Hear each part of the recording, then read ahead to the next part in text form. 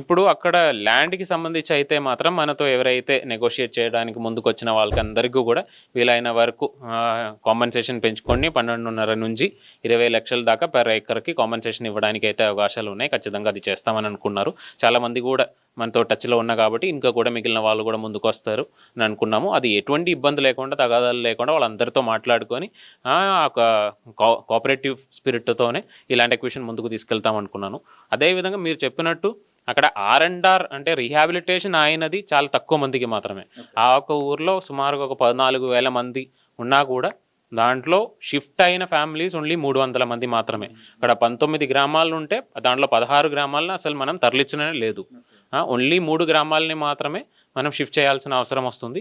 ఆ 3 గ్రామాల్లో కూడా అన్ని కలిపి ఒక 300 ఫ్యామిలీస్ ఉన్నాయి. సో ఈ యొక్క 300 ఫ్యామిలీస్తో కూడా ఆల్రెడీ ఒక రౌండ్ ఆఫ్ డిస్కషన్ మన సబ్ కలెక్టర్ గారు కానీ అదేవిధంగా లోకల్గా ఉన్న సిబ్బందులు అందరూ కూడా మాట్లాడి ఉన్నారు. సో వాళ్ళకి ఎక్కడైతే నచ్చిన చోట్ల, ఏదైతే లొకేషన్స్ వాళ్ళకి నచ్చిన చోట్ల మేబీ నేషనల్ హైవేకి దగ్గర కావాల్సిన అవసరం వస్తుంది అంటే ఆ ఏరియాలో ఉన్న ల్యాండ్ ఐడెంటిఫై చేసుకొని వాళ్ళకి అక్కడ R&R కాలనీస్ కల్పించడానికి అవకాశాలు ఉన్నాయి. అదే కాకుండా ఒకవేళ షిఫ్ట్ చేసినప్పుడు వాళ్ళకి ఒకవేళ ఇల్లు పోయిన పరిస్థితిలో ఆ ఇల్లు సంబంధించిన కాంపెన్సేషన్, ఆ ల్యాండ్ సంబంధించిన కాంపెన్సేషన్ ఇస్తాము. ఇది కాకుండా కొత్త కాలనీలో PDF కింద నమోదు చేసుకొని వాళ్ళకి అక్కడ ఒక 5 సెంట్లు భూమి, దాంట్లో ఒక ఇల్లు, అదే కాకుండా దాంతోపాటు ఉన్న అన్ని ఇన్ఫ్రాస్ట్రక్చర్ సౌకర్యాలు అన్నీ కూడా మనం కల్పించడానికి అవకాశాలు ఉన్నాయి. అదే కాకుండా మీరు మూడో విషయం అడిగారు, ఎందుకంటే జాబ్స్ గురించి. సో ఈ యొక్క కంపెనీ అంటే ఇది ఒక ఇంటోసాల్ అనేది it is a company which creates solar modules, అంటే సోలార్ ఇంగోట్, వేఫర్ ఇవన్నీ చేసుకొని మొడ్యూల్స్ తయారు చేసిన ఒక కంపెనీ.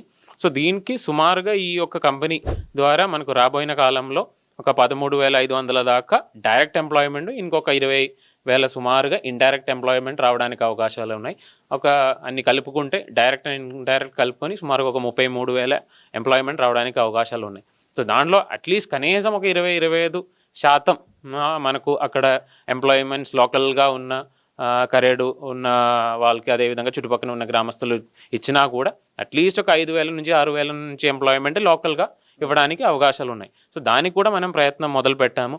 ఆల్రెడీ కరేడులో లోకల్గా ఇంట్రెస్ట్ ఉన్న పిల్లలు కానీ, ఒకవేళ చదివిన పిల్లలది కానీ ఆ లిస్ట్ అన్నీ కూడా తీసుకోవడం జరుగుతున్నాయి. ఆల్రెడీ స్కిల్ డెవలప్మెంట్ డిపార్ట్మెంట్కి ఆదేశాలు ఇచ్చి ఉన్నాము. మనం కంపెనీతో కూడా టైఅప్ చేసేసుకొని వాళ్ళకి స్కిల్ డెవలప్మెంట్ చేసుకొని ఖచ్చితంగా ఈ యొక్క జాబ్స్ కూడా, అంటే ప్రతి ఒక్క ఇంటికైనా కాకుండా, అంటే ఐదర్ డైరెక్ట్ జాబ్సో లేదంటే ఇండైరెక్ట్ జాబ్సో వీలైన వరకు కంపెనీతో కూడా మాట్లాడిన వరకు ఇవ్వడానికి ప్రయత్నం చేస్తాం.